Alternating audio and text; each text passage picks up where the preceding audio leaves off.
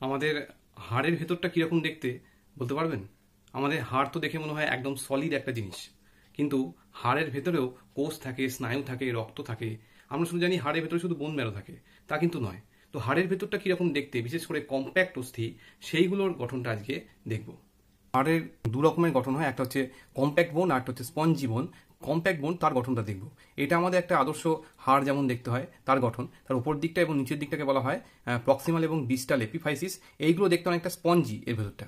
আর মাঝখানগুলো হচ্ছে মেটাফাইসিস, আর একদম কেন্দ্রে আছে ডায়াফাইসিস। এই হাড়টাকে যদি আমরা কেটে দেখি এর ভেতরটা, তাহলে দেখা যাবে যে এর ভেতর এরকম অনেকগুলো রিংস আছে, এরকম বড় বড়।